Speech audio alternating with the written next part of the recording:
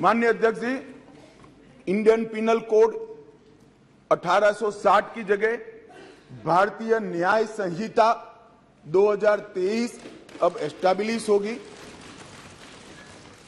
Criminal procedure code 1898 की जगह भारतीय नागरिक सुरक्षा संहिता प्रस्तापित होगी और इंडियन एविडेंस एक्ट 1872 की जगह भारतीय साक्ष्य अधिनियम 2023 प्रस्तापित होगा। जोहार जय निवासी में संकेत और आप देख रहे हैं एमएन टीवी।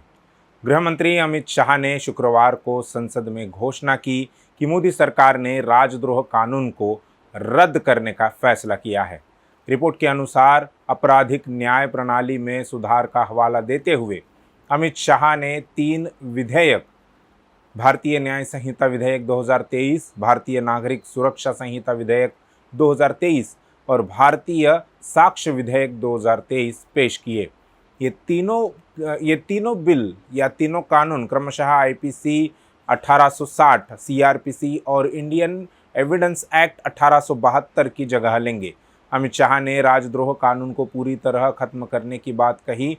हालांकि भारतीय न्याय संहिता विधेयक 2023 की धारा 150 बताती है कि भले ही राजद्रोह शब्द हटा दिया गया हो, लेकिन कानून बना हुआ है और कई मायनों में इसे आजीवन कारावास या 7 साल की कारावास की सज़ा के साथ दंडनीय बनाकर और अधिक कठोर बना दिया गया है। आईपीसी की धारा 124A यानी राजद्रोह का इस्तेमाल भारत सरकार देश की एकता और अखंडता बनाए रखने, राष्ट्र विरोधी, अलगाववादी और आतंकवादी तत्वों का मुकाबला करने के लिए करती रही है। राजद्रोह एक गैर जमानती अपराध है। इस कानून के तहत दोषी पाए जाने पर 3 वर्ष से लेकर उम्र कैद तक की सज़ा हो सकती है। साथ में जुर्माना भी लगाया जा सकता है। अब इस तरह के अपराधों से निपटने के लिए धारा 150 का इस्तेमाल किया जाएगा। प्रस्तावित कानून में देशद्रोह शब्द नहीं है, लेकिन व्यापक तौर पर इस कानून का इस्तेमाल उन्हीं अपराधों के लिए होगा जिसके लिए पहले धारा 124A का होता था।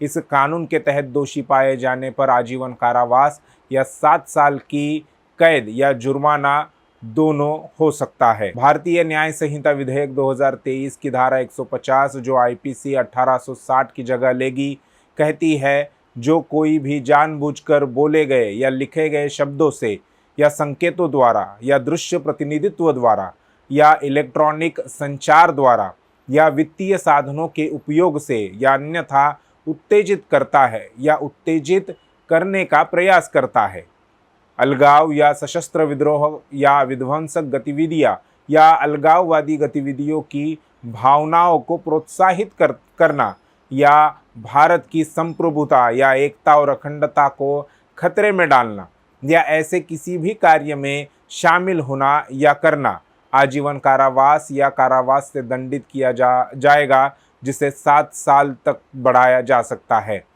जुर्माना भी लगाया जा सकता है।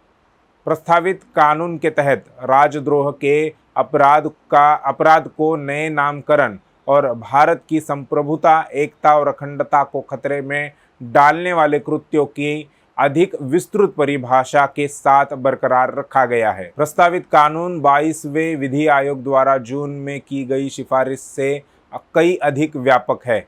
आयोग ने राजद्रोह के कानून में प्रोसीजरल सेफगार्ड जोड़ने और जेल की अवधि को बढ़ाने का सुझाव दिया था।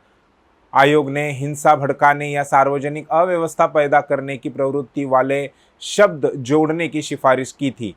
रिपोर्ट में हिंसा भड़काने की प्रवृत्ति को वास्तविक हिंसा या हिंसा के आसन्न खतरे के सबूत के बजाय केवल हिंसा भड़काने या सार्वजनिक अव्यवस्था पैदा करने की प्रवृत्ति के रूप में परिभाषित किया था। धारा 124A राजद्रोह को इस प्रकार परिभाषित करती है, जो कोई भी बोले गए या लिखे हुए शब्दों से या संकेतों द्वारा या दृश्य द्वारा या अन्य तरीकों से सरकार के प्रति घृणा फैलाता है या अवमानना करता है या करने का प्रयास करता है या लोगों को उत्तेजित करता है या असंतोष भड़काने का प्रयास करता है, उसे इस कानून के तहत आजीवन कारावास से दंडित किया जाएगा।